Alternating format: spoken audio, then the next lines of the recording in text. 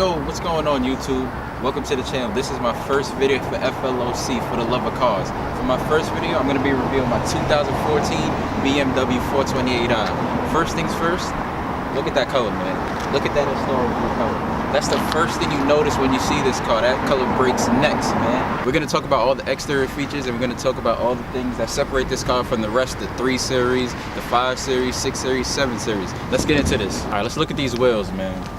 So these are 18-inch. I think the number for these wheels are the 400M. They got these nice little indentation with the Pirellis wrapped around it. These are all-season tire. I live in New York, man. If you don't have all seasons, you're gonna be wrapped around a tree.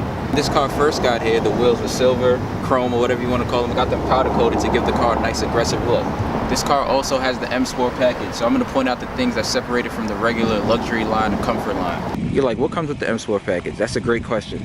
The M Sport package comes with this nice front bumper right here. It has these little indentations, all these different air ducts on the side. Gives the car that a nice aggressive look, man. Makes it stand out from the rest. That's the thing. That's what you want to do when you get these cars, man. You don't want to look like everybody else on the street.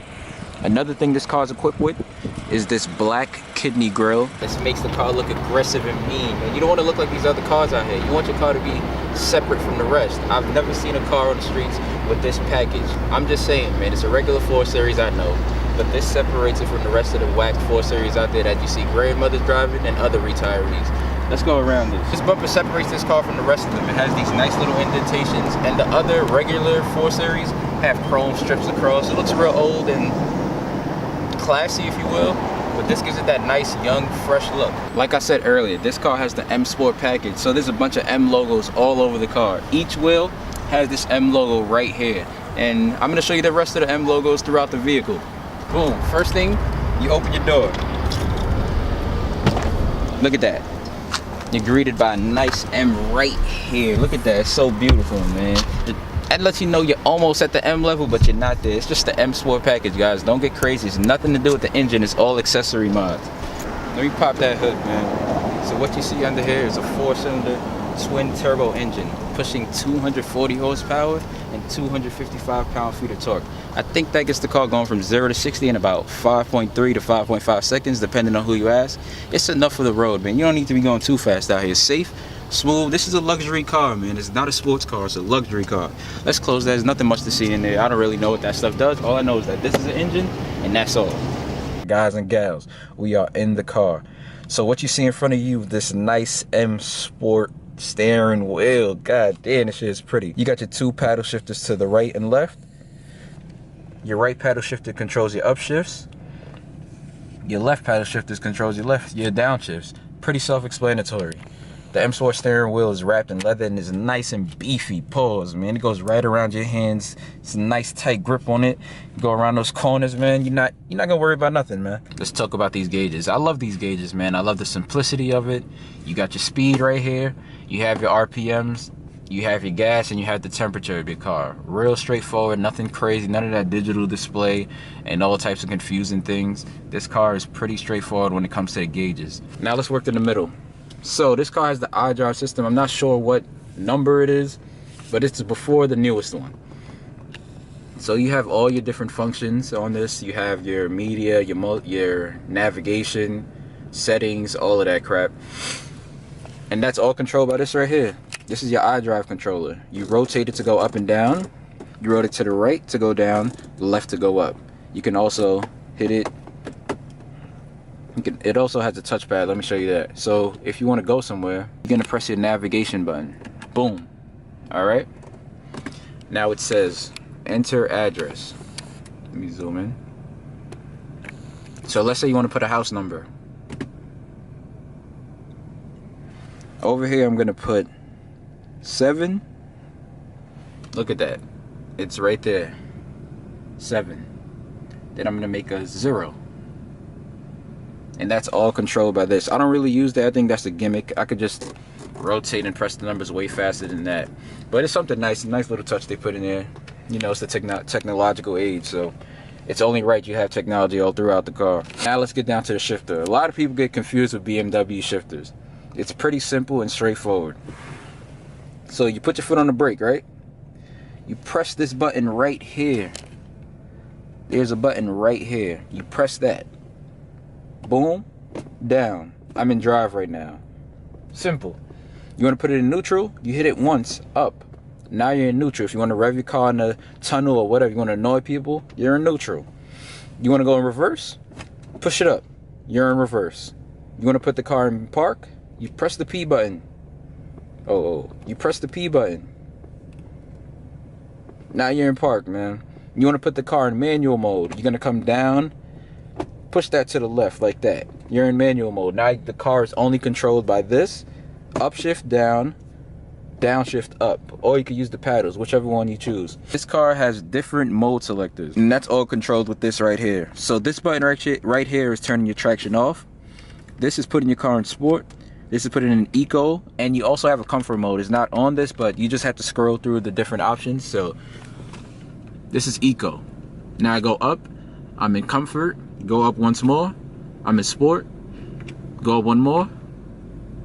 Come on. Now I'm in Sport Plus. I'm going to talk about the different modes and how it affects the driving of the car. So when you first turn on your car, the car starts off in comfort mode. In comfort mode, the ride is real smooth. The RPMs are a nice, steady pace. You don't really feel the gear shifting like that.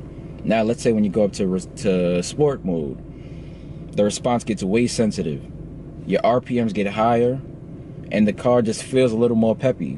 And when you're going down, the RPMs get lower. When I say down, I mean going from Sport to comfort to eco. The RPMs get lower and the response gets less touchy. So that's pretty much it. In this 428, the steering wheel doesn't get heavier. You don't really feel anything in the suspension like the M cars. So those sport modes just basically control the throttle response and the RPMs. Coming from the cars I've come from, that Harman Kardon sound system bumps like nothing else, man. I'm telling you. The bass, everything is so well balanced. The treble, everything is perfect. You put that volume up, you drive around, you're in another world, man. So we're done with the sound system and all that. Let's talk about the practicality of this car. I'm about 5'10" and I fit in the car perfectly, man. This is my driving position, and I'm gonna go in the back seat so you guys can see what that's like. All right, so in order to go in the back seat, you just wanna pull this right here. Boom, simple. Move all the dumb shit you got in the way out the way. And now I'm back here, man. I don't know if you guys can see me, man. I'm a dark-skinned brother. Let me see. All right, so I'm sitting in the back here. Everything is pretty good. I'm comfortable, man. My knees is good. My head is good. I'm about 1 inch away from the roof, but it's not a big deal, man. So you can have 4 grown adults in here with no problem. Nobody's gonna be strained. Nobody's gonna have a hard time moving around. It's a pretty comfortable ride. You can drive around with 4 people all over, man. Alright guys, I've been talking for too long, man, too long. So let's get in this drive so you guys could understand what it's like to drive a 428i. And then we'll cut the video from there, guys. FLOC, we in here. Don't forget, guys, like, comment, share, subscribe. We out. Time to finally drive, man. Oh, one thing I forgot to tell you is, you see this thing right here? When you open your door, it passes you your seatbelt, man. That's a real good guy right there. Real courteous. Alright, so let me put this seatbelt on. Let's go on this ride, man. So of course, like I told you before, you press that button, put the car in drive, put it in drive. Alright, then we out of here. So first thing you notice when you get in this car is that the steering wheel is pretty light, but not too light. It's just right in the middle, man. I've been in cars that are faster, have heavier steering wheels, and there's a big difference. This car is real smooth. I wouldn't call this car a sports car. It's more of a luxury coupe.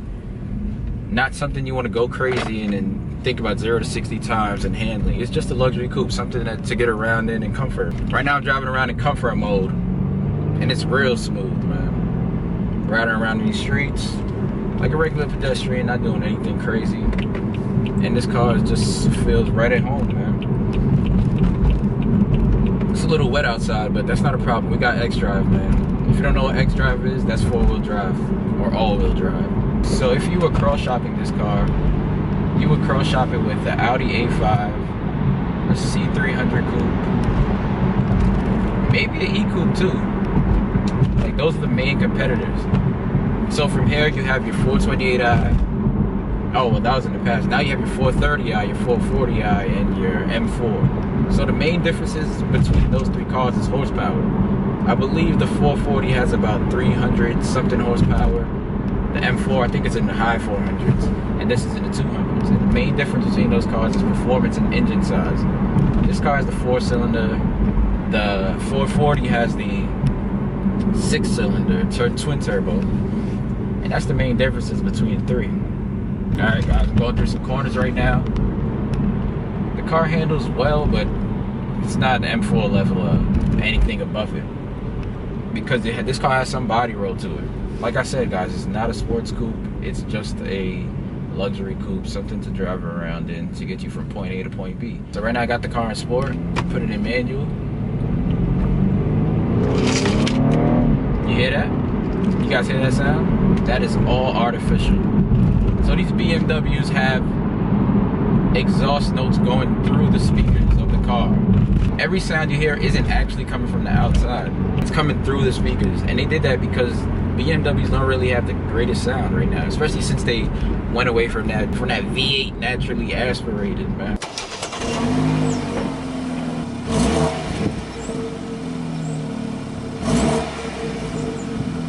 I'm downshifting. You hear that? It's all artificial, coming straight through the speakers.